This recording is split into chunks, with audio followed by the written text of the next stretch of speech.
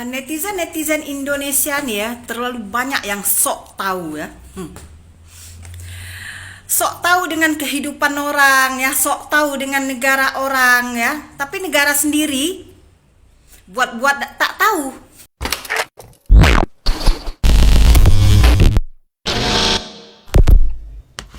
Hai, halo geng, assalamualaikum warahmatullahi wabarakatuh. Berjumpa kembali dengan saya Zainal Story. Sebelum video ini saya mulai, gimana kabarnya kalian semua? Semoga semua yang menonton video ini baik-baik saja, dimurahkan rezekinya, selalu berpikiran yang positif dan dijauhkan dari mara bahaya oleh Tuhan yang Maha Esa. Lagi-lagi netizen Indonesia yang sok tahu kini dikecam, disekakmat oleh wanita Indonesia sendiri, tapi sekarang berada di Malaysia. Bukan hanya dia orang saja, saya pun juga pernah ngalami ya geng. Orang Indonesia itu SDM-nya kan rata-rata rendah itu katanya ya, dan banyak sekali orang yang tidak menyadari itu. Tapi setelah beliau atau dia orang itu merantau ke luar negeri, seperti saya lah di Malaysia, itu alhamdulillah ada kenaikannya sendirilah, lebih peduli dengan keluarga dan lain-lainnya. Itu karena dengan kemandirian kita atau kemandirian saya selama di Malaysia. Nah, video ini sangatlah kejam sekali menurut saya geng. Beliau ini sangatlah berani, wanita ini sangatlah pemberani, sangatlah jujur mengatakan hal-hal itu di media sosial yang penontonnya ini jutaan. Tentunya penasaran ya, kecamannya wanita ini terhadap netizen Indonesia itu macam mana? Jom langsung kita simak saja videonya. Netizen Indonesia nih ya terlalu banyak yang sok tahu ya.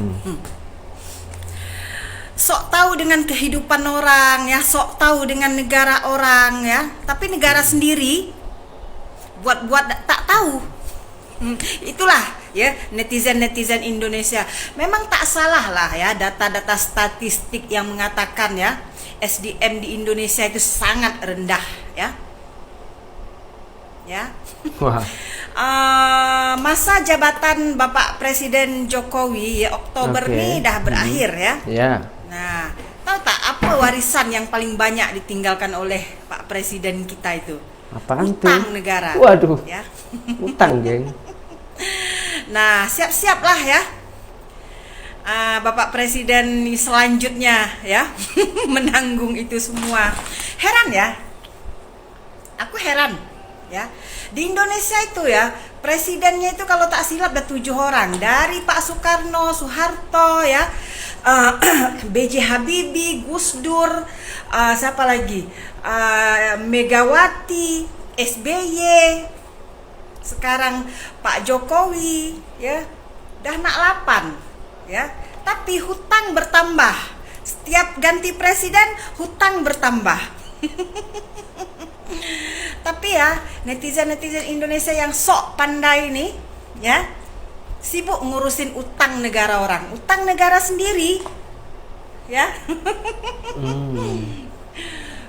Netizen Indonesia ya, tolonglah coba berpikir yang cerdas ya,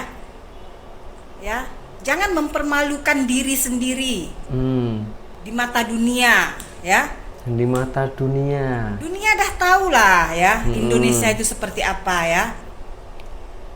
Walaupun kalian katakan ya Indonesia negara maju, tapi ya daya pikir rakyat Indonesia low ya. Aduh. Paham? Aduh. Saya sendiri orang Indonesia. Saya sendiri juga sekarang tinggalnya di Indonesia. Saya tak pernah mengatakan kalau Indonesia ini maju, tapi saya pernah mengatakan berkali-kali Indonesia ini tengah melakukan pembangunan, bukan maju ya. Ya mungkin ada sahabat-sahabat kawan kita ya di luar sana itu yang mengatakan Indonesia maju, itu menurut saya kurang tepat. Kalau Indonesia ini tengah pembangunan, nah itu saya setuju. Kalau tengah pembangunan. Kalau soal hutang negara Indonesia ini banyak, saya tak menyalahkan presidennya. Tergantung hutangnya itu untuk apa dulu. Kalau hutangnya itu untuk membesarkan perutnya sendiri, untuk membesarkan pejabat-pejabatnya, perutnya pejabat-pejabat, itu memang saya tak setuju. Tapi setahu saya hutangnya Indonesia itu untuk pembangunan, seperti contoh macam di jalan tol, jalan infrastruktur, lepas itu produksi, lepas itu perkilangan, pembangunan hal macam itu banyak sekali di Indonesia ini, geng. Memang Indonesia ini negara kaya dengan sumber daya alam, tapi memulai proses itu sangatlah susah, lama prosesnya. Tak boleh kita sekarang langsung maju. Ini negara, bukan mie instan saja. Itu kalau kita nak makan itu harus kena rebus dulu, bukan boleh langsung dimakan lalu kita kenyang. Apalagi ini negara yang sangatlah luas, yang sangatlah besar, yang penduduknya itu ratusan juta. Mengatur itu, apalagi orang Indonesia ini sangatlah degil-degil ya. Kalau kecaman untuk para netizen Indonesia itu EQ-nya di bawah rata-rata, nah itu saya ada setujunya. Sebab kenapa, yang pernah saya tengok sendiri, orang Indonesia itu masih banyak yang egois, banyak yang melanggar peraturan lalu lintas, seperti contoh di jalan raya, membuang sampah sembarangan seperti contoh. Lepas itu egois, ingin menang sendiri, itu macam seperti contoh lagi macam di parking di kedai-kedai, itu pun saya pun juga merasa terganggu, karena kadang-kadang saya itu beli hanya sedikit aja tapi parkirnya sudah 5.000, 10.000 macam itu sangat keberatan. Itu kalau diberantas itu saya setuju.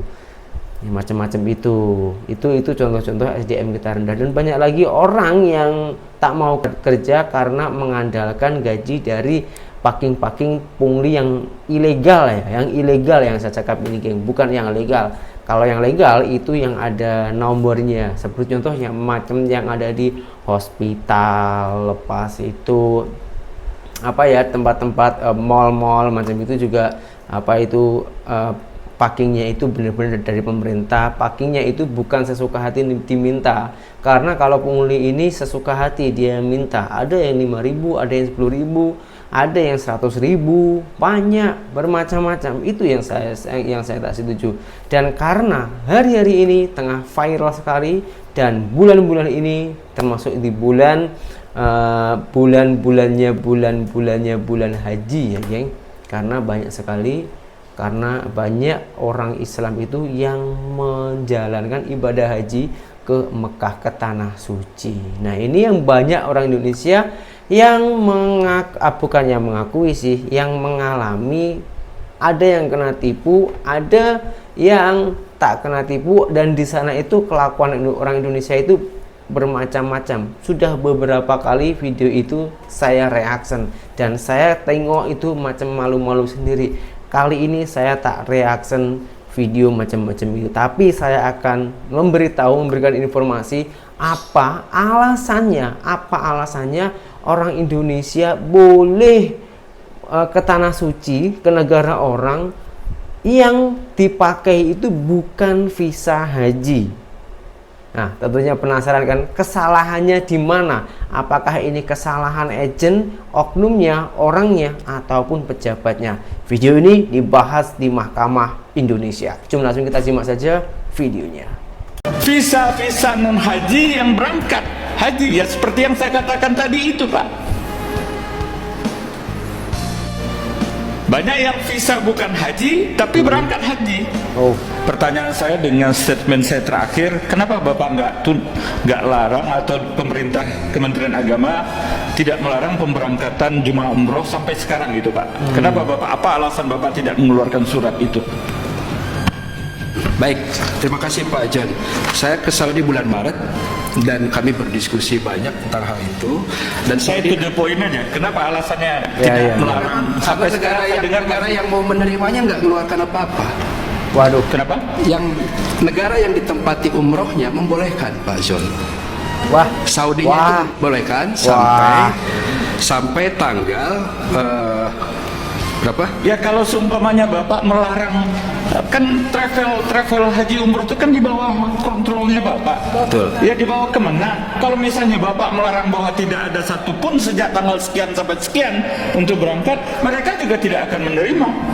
Baik, jadi secara teknis tentu kita sampaikan hanya saja Pak John, orang yang berangkat umroh bulan ini itu kan persiapannya 3 bulan yang lalu gitu. Jadi mereka sudah diperbolehkan oleh Saudi.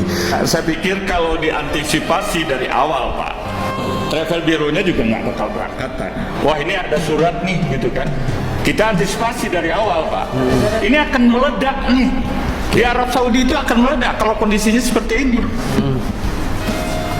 Ya kalau nanti dorongan dari DPR bisa kita sepakati, kita akan bersama. Seperti saran saya Pak, kan yang tadi ada 2 hal. Satu, visa ziarah yang dikeluarkan dilarang oleh imigrasi kita berangkat di musim haji. Visa umroh yang berangkat di musim haji dilarang juga berangkat. Memang orang pihak Saudi mengeluarkan, tapi kita larang, nggak boleh. Begitu sampai di imigrasi, tidak boleh berangkat di musim haji. Tapi kalau tidak musim haji, nggak ada hak kita melarang orang mau ziarah. Nah, di musim haji saja. Begitu tanggal haji, tidak boleh berangkat. Artinya Kementerian Agama koordinasi dengan Kementerian Hukum. Ya. Baik, terima kasih Bapak. Jadi catatan kami, Pimpinan. Kamu Saya dijawab tambah lagi, mat langsung. karena masalah visa ini tidak hanya Dirjen Imigrasi tapi juga Dirjen Protokol dan Konsuler Kementerian Luar Negeri untuk dihadirkan di sini. So mereka juga bisa mengontrol semua itu besar di dalam mengeluarkan visa. Masih bagaimanapun itu tanggung jawab Kementerian Luar Negeri melindungi WNI di luar negeri. Jadi kalau jemaah haji, bayangkan jemaah haji yang dulu dia kecil bagaimana sahaja, tiba-tiba dia umroh tanggal 6 Juni masih dia tergoda untuk pergi haji. Nah ini masalah baru. Kalau yang umroh yang overstay, sebetulnya dia overstay secara hukum, karena dia dapat visa 3 bulan. Oke, Saudi bilang kamu harus keluar gitu, dia nggak keluar, berarti kan overstay. Dia tinggal di Saudi. Tiba-tiba ada katakan mereka puluhan ribu akan mengurangi space-nya jemaah reguler. Nah ini Kementerian Agama harus mengantisipasi gimana caranya. Apa harus membuat satpam di apa itu kemah-kemah itu supaya nggak memasuki ini. Sebab ini kalau jemaah sudah datang sana, orang sudah sama-sama haji.